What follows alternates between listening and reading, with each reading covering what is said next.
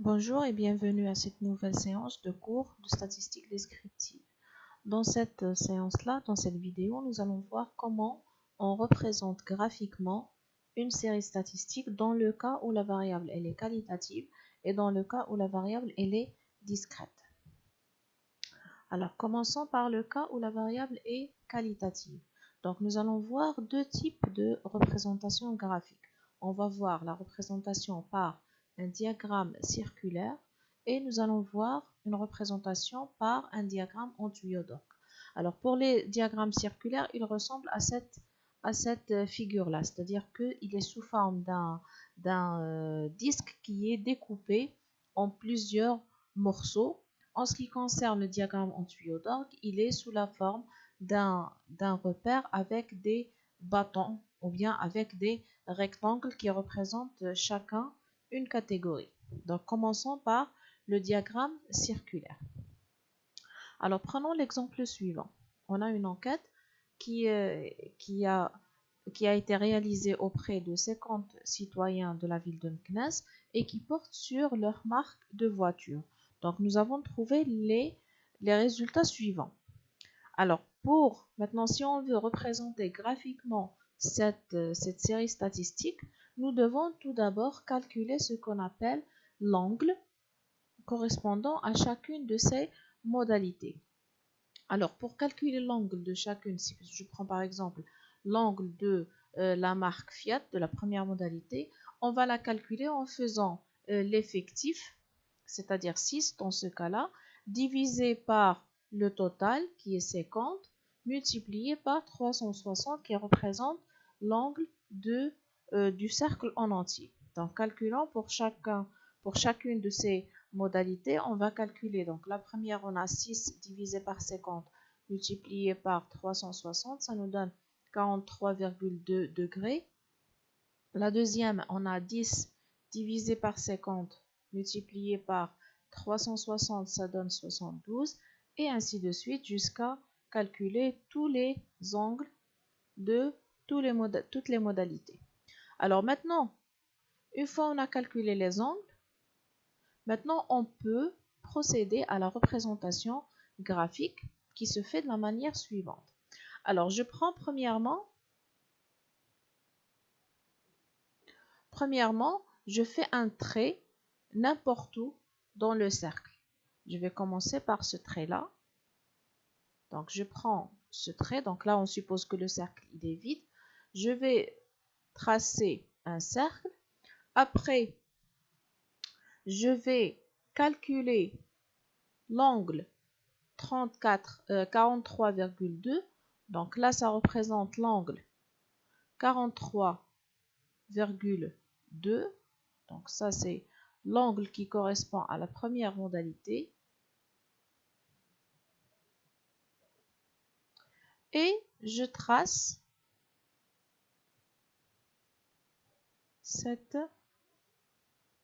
ce trait-là. Donc ça nous donne cette portion, ça représente la première modalité qui est la modalité de Fiat. Et on continue.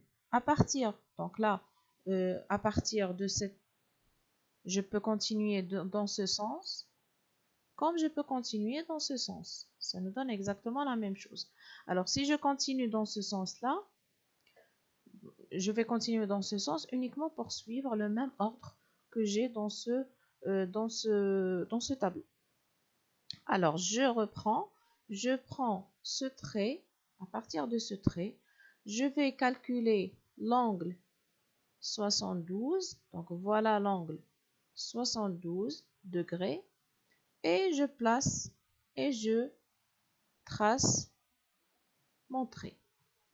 Je continue, à partir de ce trait-là, je vais calculer le degré 144, et ainsi de suite jusqu'à terminer tout le cercle.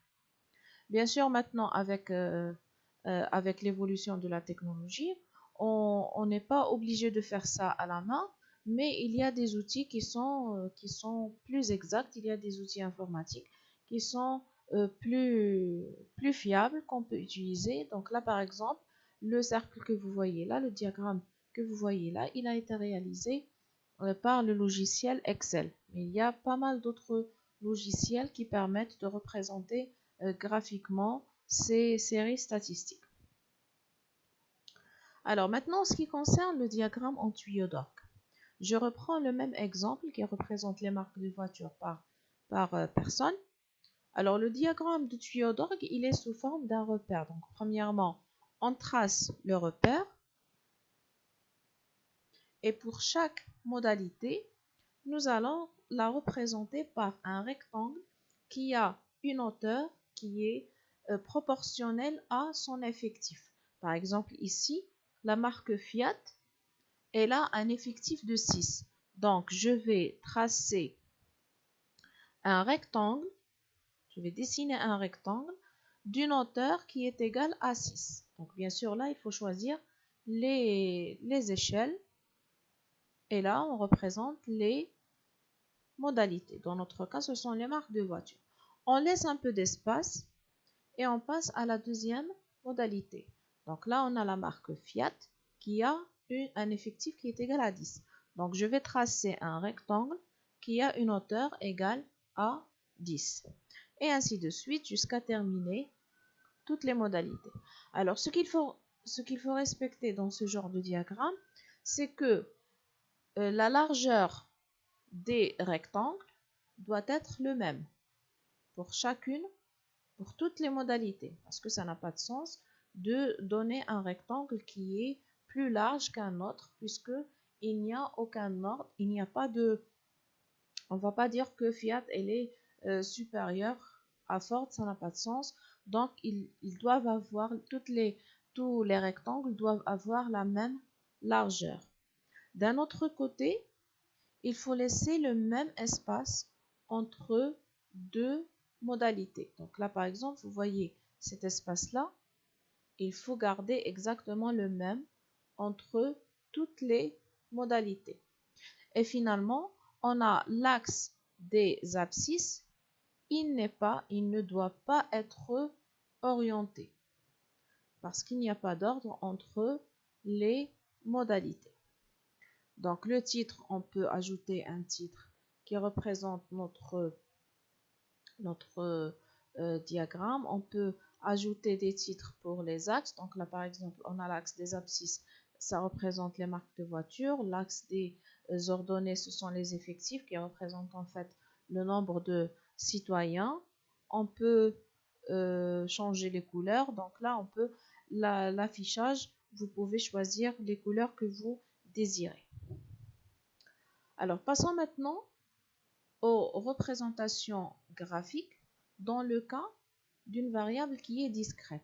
Alors, dans ce cas-là, nous allons voir trois types de représentations graphiques. Nous allons voir la représentation par un diagramme en bâton. Alors, cette représentation, elle représente la série statistique.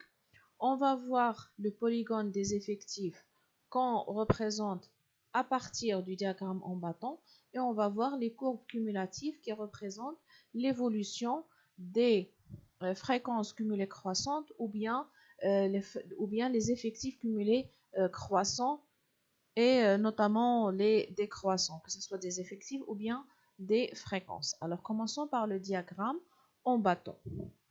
Alors prenons l'exemple suivant qui représente le nombre d'enfants d'une population de 100 employés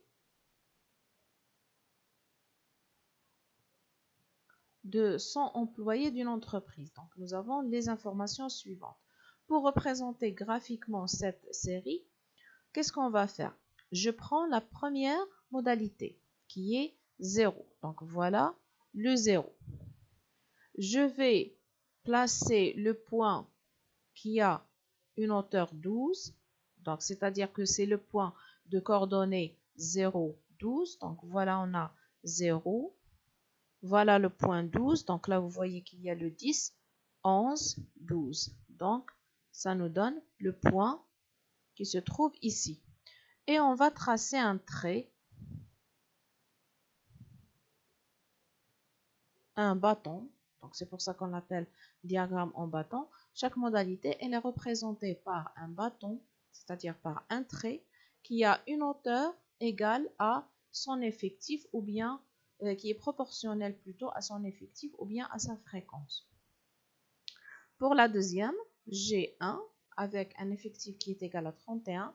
Donc, je vais tracer un trait qui a une hauteur égale à 31. Donc, ça nous donne le point, c'est 31, il est là.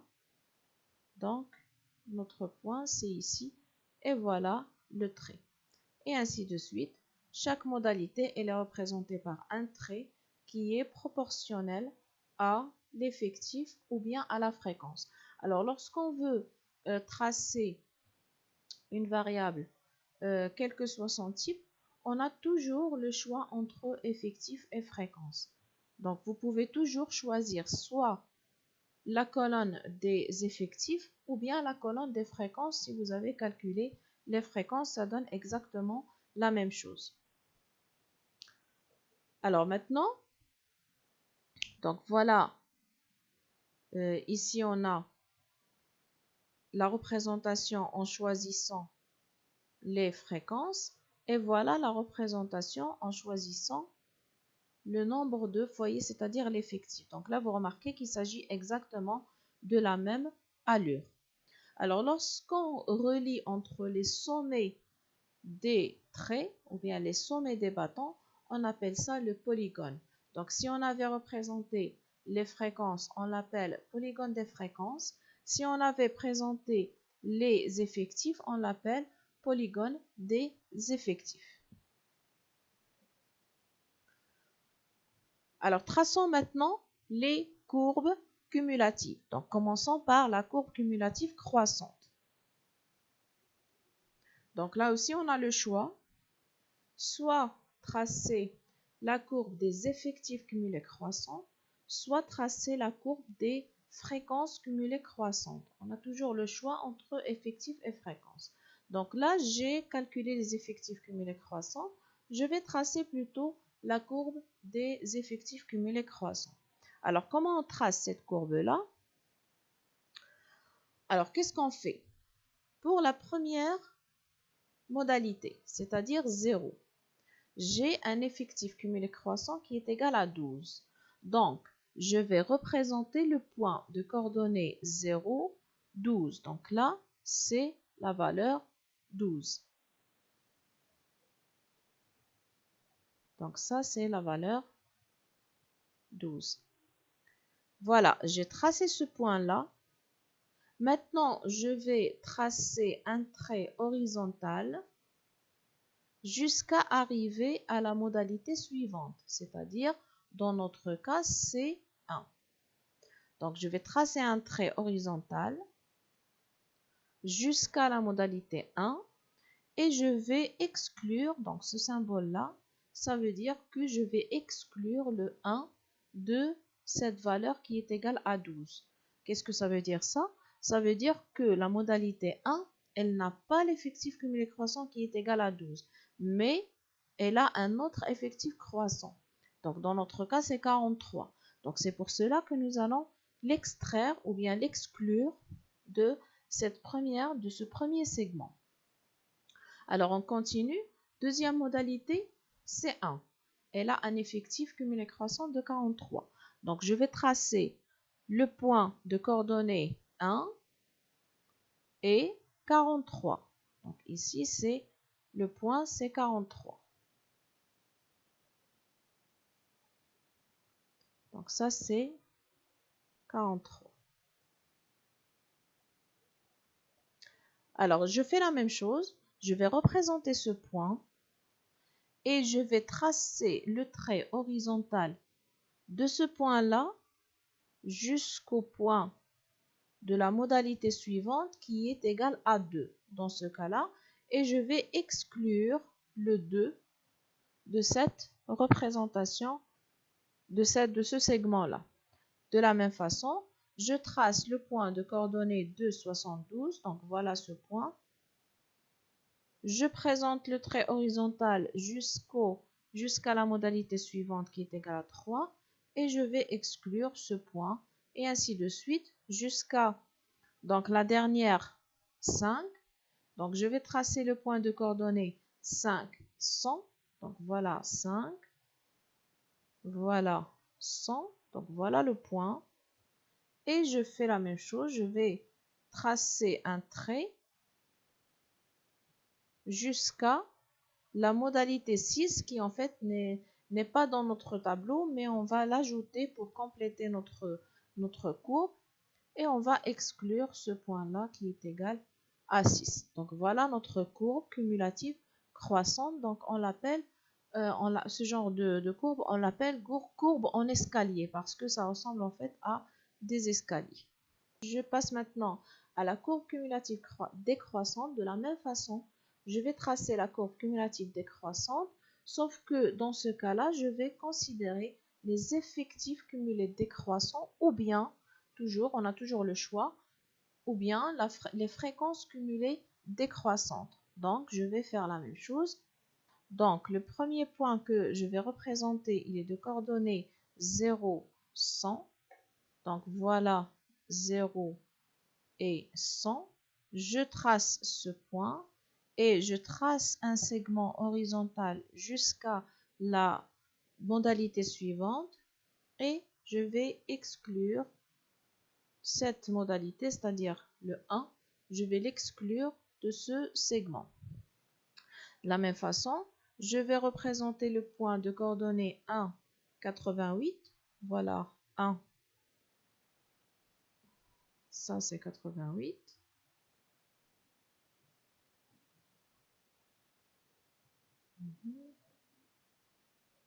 88. Donc, je trace le segment horizontal jusqu'à la modalité suivante et je vais exclure ce point et ainsi de suite jusqu'à la dernière modalité qui, dans notre cas, représente c'est la valeur 5 avec un effectif cumulé décroissant égal à 3. Donc, je vais tracer ce point-là. Je trace un segment jusqu'à une modalité fictive 6 et je vais exclure ce point-là. Ce qui nous donne cette allure de la courbe cumulative décroissante. Donc, si on représente les deux dans le même repère, ça nous donne cette figure-là. Donc, la courbe cumulative croissante, c'est celle qui est représentée par un trait continu. La courbe cumulative décroissante, elle est représentée par des pointillés. Donc, voilà les trois représentations graphiques dans le cas où la variable elle est quantitative discrète. Merci d'avoir suivi cette vidéo et à la vidéo prochaine.